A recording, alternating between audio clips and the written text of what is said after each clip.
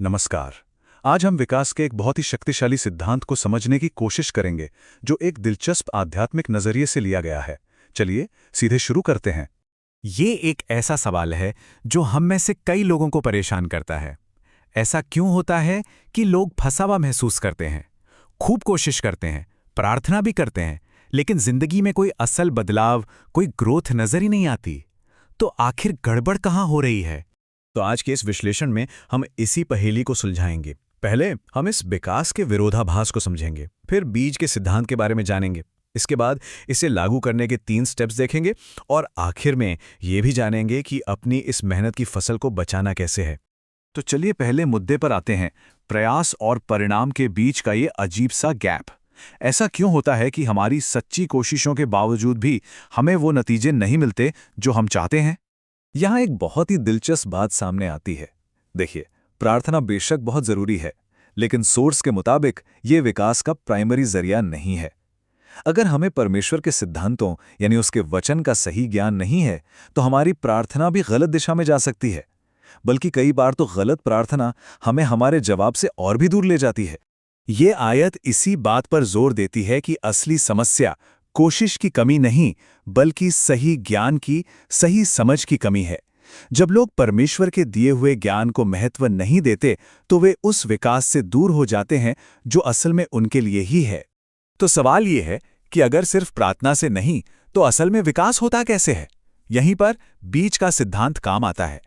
यह हमारे personal growth को किसी अचानक होने वाले चमत्कार की तरह नहीं, बल्कि खेती करने जैसी एक प्रक्रिया की तरह देखता है। एक ऐसी प्रक्रिया जिसके नियम हैं और जिसका नतीजा प्रिडिक्टेबल है। तो यहाँ सबसे जरूरी बात यह है, परमेश्वर सीधे सीधे बढ़ोतरी नहीं देता। बढ़ोतरी तो एक प्रक्रिया का तीसरा और आखिरी पड़ाव है। सबसे पहले किसी को बीज बोना पड़ता है, फिर उस बीज को पानी से सींचना पड़ता है और तब जाकर परमेश्वर उसमें बढ़ोतरी लाता है। इस पूरी प्रक्रिया को हम 3 आसान स्टेप्स में बांट सकते हैं। पहला स्टेप है बीज बोना, मतलब जब हम पहली बार कोई संदेश या कोई वचन सुनते हैं।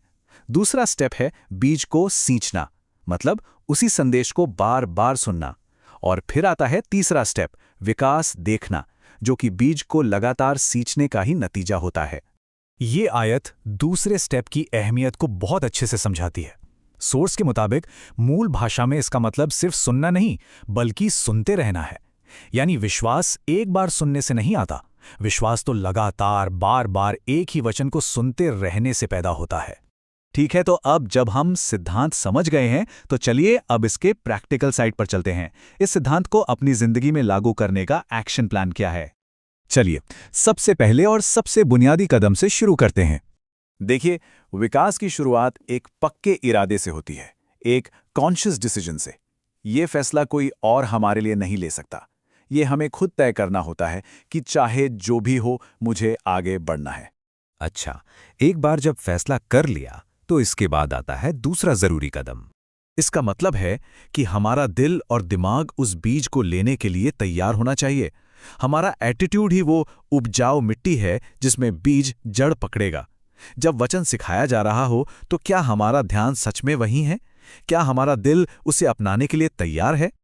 और अब हम आते हैं तीसरे कदम पर, जो शायद इस पूरी प्रक्रिया का सबसे जरूरी हिस्सा है और जिस पर सबसे ज्यादा जोर दिया गया है। यही वो काम है जिसे बीज को सींचना कहते हैं।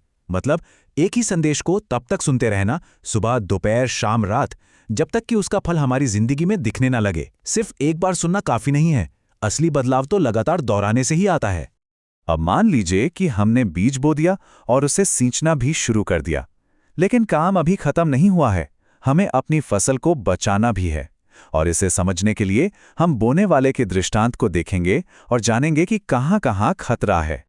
ये दृष्टांत हमें 4 तरह की मिट्टी के बारे में बताता है, जो असल में वचन सुनने वाले 4 तरह के लोगों के दिलों को दर्शाते हैं। यहाँ असली समस्या बीज की नहीं, बल्कि उस मिट्टी की है जिस पर वो गिरता है।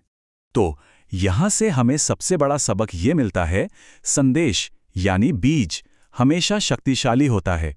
वो कभी कमजोर नहीं होता। नतीजा इस बात पर निर्भर करता है कि हमारा दिल यानी हमारी मिट्टी उस बीज को लेने के लिए कितनी तैयार है। अगर मिट्टी ही खराब है, तो सबसे अच्छा बीज भी बेकार हो जाएगा। ये एक बहुत ही गंभीर चेतावनी है। सोर्स के मुताबिक जब कोई इंसान बिना ध्यान दिए या बिना सम्मान के वचन सुनता है तो शैतान तुरंत आता है और उस बीज को चुरा कर ले जाता है। यही वजह है कि एक लापरवाह दिल कभी भी कोई विकास नहीं देख पाता। तो आखिर में ये सवाल हम सबके सोचने के लिए है। ये सिद्धांत सिर्फ आध्यात्मिक जीवन तक ही सीमित नहीं है ना? हम सब अपने जीवन में लगातार कुछ ना कुछ बो रहे हैं और सींच रहे हैं, कभी अच्छी आदतें तो कभी बुरी।